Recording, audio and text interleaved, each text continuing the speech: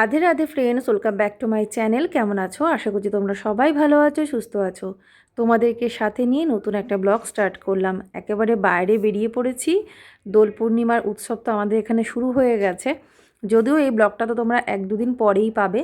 তো দেখো, বেরিয়ে একটু ফুচকা খাচ্ছি। তো আইব্রো করতে বেরিয়েছিলাম, তারপরে এদিকে চলে আসলাম ঘুরতে ঘুরতে। তো ও বললো একটু ফুচকা খাবে, তো খাও। তো ওই জন্য আমার ইচ্ছে ছিল না, বললো খাও, কতদিন তো ফুচকা খাও না। তারপরে খেলাম, বেশ ভালো লাগলো, ঝাল ঝাল ফুচকা খেলাম।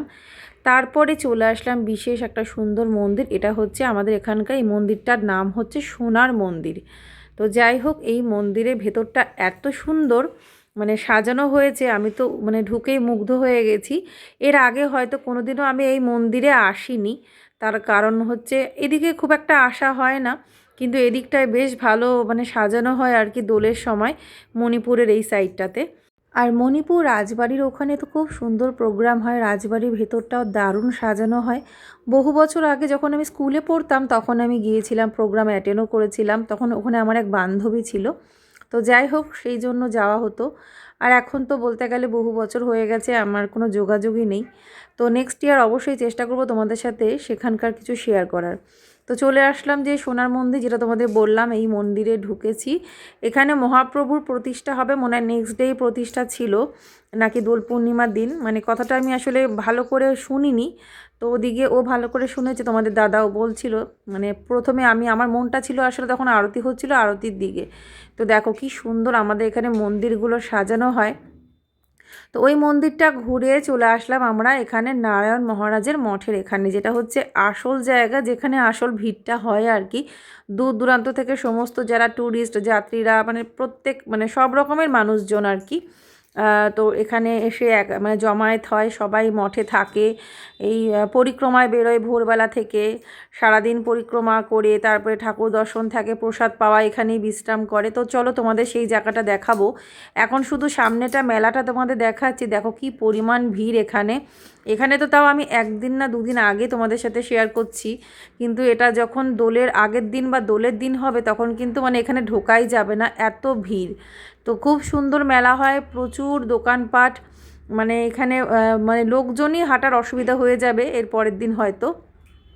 তো চলে এসেছি, এখন চলো মঠের ভেতরটা তোমাদেরকে একটু ভালো করে দেখিয়ে দেবো। চলে আসলাম। আসলে আজকে যখন আমি বাড়ির থেকে বেরিয়েছিলাম, কোনো প্ল্যান ছিল না যে ব্লগ বানাবো, জাস্ট একটু মিনি ব্লগ তুলছিলাম, যেহেতু বেরিয়েছি, বাইরেটা বেশ ভালো লাগছে। তো কিন্তু যখন আমি মন্দিরের দিকে আসলাম তখন ভাবলাম যে না, তাহলে তো একটা লং ভিডিও বানাতেই হয়, সেই জন্য লং ভিডিওটা তোমাদের জন্য বানাচ্ছি। আশা করছি তোমরা পুরো ভিডিওটা দেখবে, তোমাদের খুব ভালো লাগবে। তো চলে এসেছি নারায়ণ মহারাজের মঠের এখানে। এটা কেশব মহারাজের মঠ এখন বলা হয়, আগে মনে হয় নারায়ণ মহারাজের মঠই বলা হতো। তো জানি না আমি ভুল বলছি নাকি।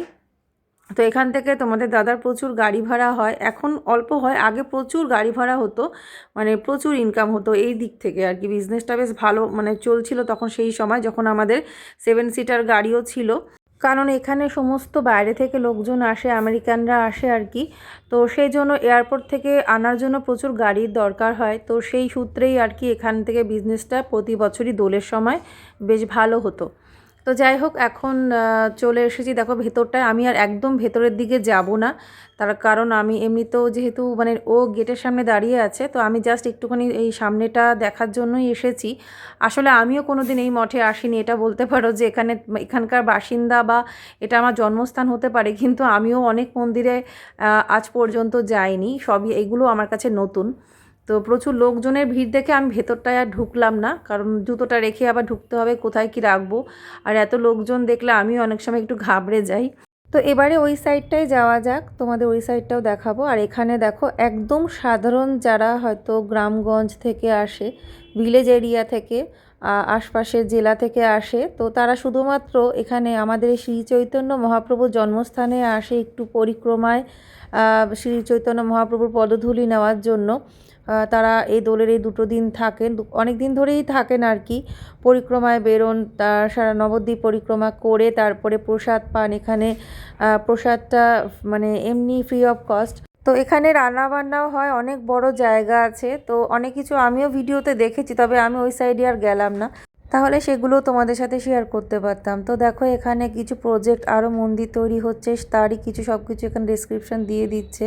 তো এখানে কিছুক্ষণ দাঁড়িয়ে দেখলেই কিন্তু মানে নতুন যে মন্দিরটা তার সম্পর্কে অনেক কিছুই জানা যাবে।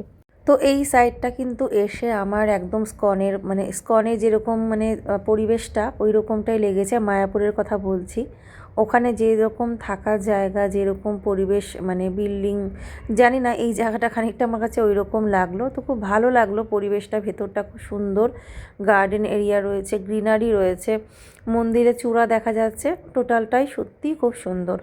যেহেতু আমি কোনোদিনও এই দিকটা আসিনি, তো আমার তো খুবই ভালো লাগলো। আর তোমাদের সাথেও বিশেষ করে শেয়ার করতে পেরে আমার আরও বেশি ভালো লাগলো। তো চলো এবারে বেরিয়ে পড়বো, সামনেই তো মেলা রয়েছে, তো মেলাটা পেরিয়ে যাব, তারপরে তোমাদেরকে নদিয়া নবদ্বীপের গেটটাও কিন্তু দেখাবো। তো চারিদিকে বেশ উৎসবের একটা পরিবেশ, বুঝতেই পারছো, শ্রীচৈতন্য মহাপ্রভুর জন্মস্থান বলে কথা। আর দোল পূর্ণিমাতে শ্রীচৈতন্য মহাপ্রভুর জন্ম হয়েছিল, তো সেটার একটা আভিজাত্য আলাদা থাকবেই। আর নদিয়ার নবদ্বীপকে কিন্তু গুপ্ত বৃন্দাবন বলা হয়। তো যারা হয়তো বৃন্দাবন দর্শন করতে হয়তো মানে সবার পক্ষে তো অত দূরে যাওয়া সম্ভব হয় না, তারা কিন্তু অবশ্য করেই আমাদের এই গুপ্ত বৃন্দাবন দর্শন করে যান। তো তারপরে চলে এসেছি গেটের সামনে, এই দিকটা ব্রিজের এই দিকটায়। তো বেশি দূর না, ওই যেখানে ছিলাম ওখান থেকে জাস্ট একটুখানি সামান্য জাস্ট গাড়ি নিয়ে এদিক দিয়ে আমাদের যেতে হতো। তো দেখলাম গেটের সামনেটা একটু এসে দাঁড়াই, কয়েকটা ছবি নিয়েছিলাম নিজেদের, আর তোমাদের সাথে গেটটাও একটু ভালো করে দেখিয়ে দিলাম। মানে মেন কথা হচ্ছে ঘোরার যদি ইচ্ছে হয় আমাদের এদিকে কিন্তু মোটামুটি ভালোই ঘোরার জায়গা আছে। একটু বাইক নিয়ে বেরিয়ে পড়লে বেশ সুন্দরভাবে একটু টাইম কাটিয়ে আসা যায়, ঘুরে আসা যায়। তার মধ্যে যদি পরিবেশ এখন এইরকম হয় তাহলে তো কোনো কথাই নেই। এবারে কিন্তু আমরা ক্রস করছি জলের মন্দির, এটাও কিন্তু বিখ্যাত একটা জায়গা। এখানেও দূর দূরান্ত থেকে সবাই আসে এখানে দর্শন করতে, এখানেও প্রচুর মানুষজনেরা থাকেন। তো ওখানে আর ঢোকা হয়নি, তাই তোমাদের সাথে আর শেয়ার করা হলো না। তো তারপরে দেখো দোলের আগের দিন রাতের বেলা দোলে যা যা বাজার করতে হয়, মানে হোলির জন্য যা যা কেনাকাটা টুকটাক কিনে নিয়ে এসেছে। ও এমনিতে বাড়িতে ছিল না, ফেরার সময় নিয়ে এসেছে। ওদের জন্য পিচকারি এনেছে, তারপরে ওই ডোমসের পেন্সিলটা ওটা মানে লাগতো আর কি গোপালের, তাই নিয়ে এসছে।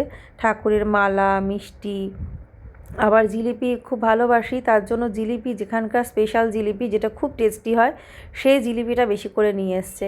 মানে এত খিদেও পেয়ে গেছিলো, মানে একদিকে ভাত বসিয়ে দিয়েছে আর একদিকে সমানে জিলিপি খেয়ে গেছি, পরে আর ভাতটা খেতেই পাচ্ছিলাম না। তো ফুল মালা সব কিছু এনেছে, টুকটাক ঘরের জিনিস, ঠাকুরের জন্য বাতাসা আনা ছিল সেটাও প্যাকেটে নিয়ে এসেছে। আর এগুলো সব পরের দিনকে ঠাকুরকে দেওয়া হবে। এই মিষ্টিটা এনেছে, এটা হচ্ছে রসমালাই, মানে রসগোল্লা ক্ষীর দিয়ে, মানে ক্ষীরের মধ্যে চুবানো রসমালাই, টোটালটাই ক্ষীর আর কি, গাঢ় ক্ষীর।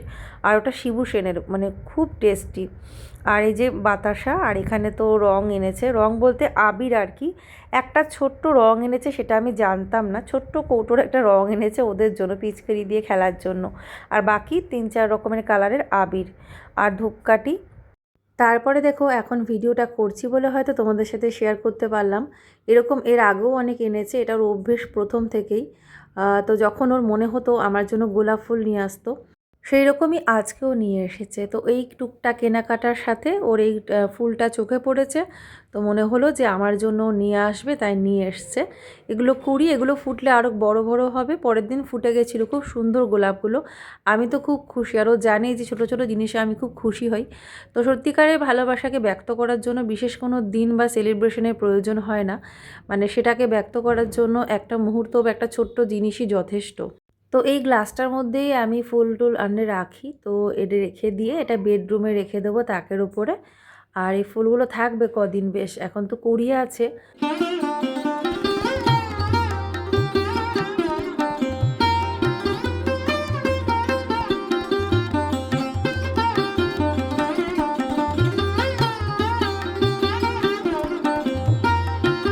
গুড মর্নিং, রাধে রাধে বন্ধুরা। পরের দিন আবার ব্লগটা কন্টিনিউ করছি। ঠাকুরকে সুন্দর সাজানো হয়ে গেছে, ঠাকুরের পুজো হয়ে গেছে। এই যে আমাদের গৌরাঙ্গ মহাপ্রভু, নিত্যানন্দ মহাপ্রভু, পুজো হয়ে গেছে, মালাও পরানো হয়ে গেছে। আর আমিও কিন্তু আজকে সকালেই স্নান করে নিয়েছি। আর দোল পূর্ণিমার দিন কিন্তু উপোস করা হয়, মানে ব্রত পালন করা হয়। যেহেতু আজকের দিনে মহাপ্রভুর জন্ম হয়েছিল, যেইভাবে জন্মাষ্টমী পালন করা হয় ঠিক সেইভাবেই কিন্তু মহাপ্রভুর জন্মদিনটাও পালন করা হয়। কারণ শ্রী চৈতন্য মহাপ্রভু কিন্তু কৃষ্ণেরই অবতার। তো এখানে ফল ভোগ দেওয়া হয়েছিল আর ক্ষীর ভোগ দেওয়া হয়েছে। তো এখানে দেখো, এখানে হোলি খেলা স্টার্ট হয়ে গেছে। ওরা দুই ভাই বোনই আর কি খেলছে, কি আর করা যাবে, আর তো কেউ নেই।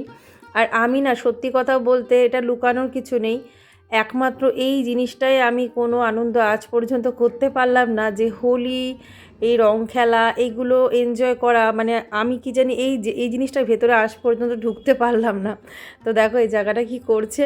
তা আমি বলেছিলাম পিচকারি থেকে রঙটা ওপরের দিকে দে, আর ওটার নিচের দিকে মুখটা করে রাখবি যাতে মুখে না পড়ে। তো সেই করতে গিয়ে ওয়াটারফলসের মতো সেই ফোয়ারা করতে গিয়ে আমার দিকেই ভিজিয়ে দিয়েছিল। আর এই যে খেলবো না করে দুজনে মিলে ভালোই রং খেলে নিলাম। হ্যালো এভরিওয়ান, হ্যাপি হোলি তোমাদের সকলকে। এখন আমাদের এখানে প্রচণ্ড মাইক বাজছে, আর ওই হোলির যে মহাপ্রভুর পুজো হয় সেজন্য খাওয়া দাওয়া সমস্ত কিছু হয়েছে, প্রসাদ খাওয়ানো হয়েছে। কিন্তু আজকে যেহেতু গ্রহণ, তার জন্য আর কি আমাদের কোনো শুভ কাজ করতে নেই, সেজন্য মানে ঠাকুরকে যে আবির দেওয়া, রং দেওয়া, সেগুলো কিন্তু আমরা এখন করিনি। সন্ধ্যেবেলা গ্রহণ ছেড়ে গেলে একবার স্নান করব, স্নান করে তারপরে সেটার নিয়মটা করব, ঠিক আছে? কোনো শুভ কাজ কিন্তু করতে নেই, কিন্তু এইটুকুনি তো জাস্ট নিজেদের আনন্দ করা, তো সেজন্য আর কি করলাম। আর এখন যাব তাড়াতাড়ি করে খাওয়া দাওয়াটা সেরে নিই, কারণ 3টে কতটা গ্রহণ লেগে যাবে, তার আগে সব কিছু কমপ্লিট করতে হবে।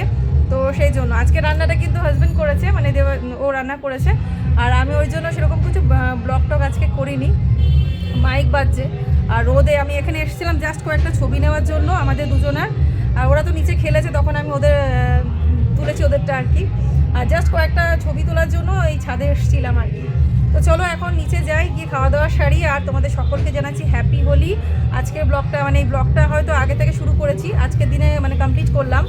অবশ্যই তোমরা ভালো থেকো, সুস্থ থেকো, আবার একটা নতুন ব্লগ নিয়ে চলে আসবো। তো tata, bye bye, Radhe Radhe.